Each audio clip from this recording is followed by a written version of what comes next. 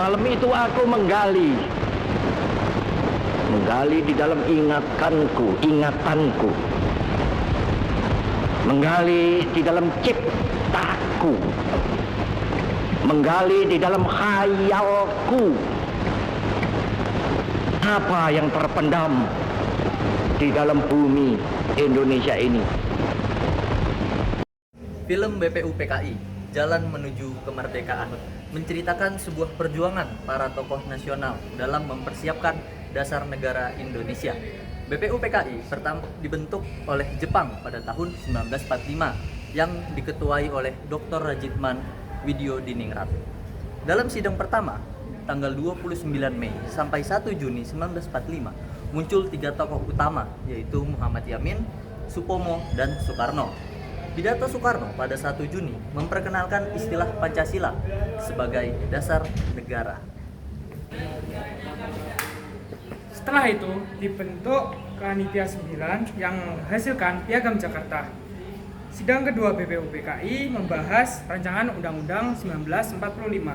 Lalu BPUPKI dibubarkan dan diganti dengan PPKI, yang akhirnya memproklamasikan kemerdekaan Indonesia pada tanggal 17 Agustus 1945. Film ini mengajarkan semangat persatuan, musyawarah, dan cinta tanah air.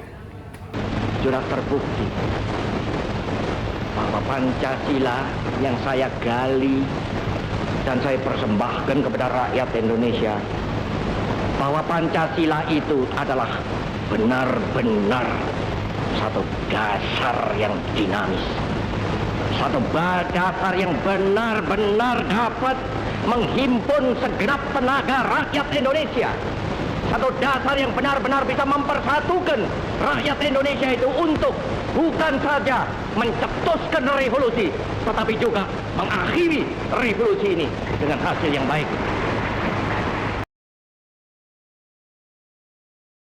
Jadi analisis sosial sejarah Pancasila dibagi menjadi 6. Yang pertama itu ada masa kemerdekaan, pra-kemerdekaan.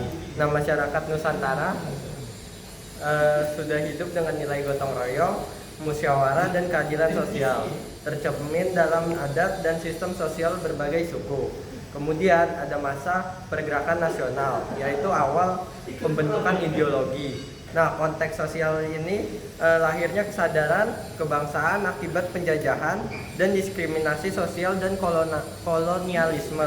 Nah, kemudian ada masa perumusan BPUPKI 1945. Nah, pada itu dasar negara yang biasa menyatukan berbagai suku, agama, dan golongan. Selanjutnya untuk nomor 4, masa pasca kemerdekaan itu konteks sosialnya itu adalah setelah merdeka mereka itu ada muncul konfliknya itu salah satunya itu liberalisme, komunisme, dan yang terakhir Islam politik. Lalu untuk yang kelima itu masa Orde Baru atau reformasi.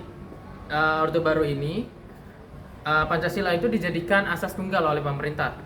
Secara sosial itu menciptakan stabilitas dan juga tapi juga menekankan kebebasan berpikir. Dan terakhir itu relevansi sosial masa kini. Dalam konteks sosialnya itu yang kita relate sekarang itu era globalisasi dan media sosial menimbulkan disintegrasi nilai dan intoleransi.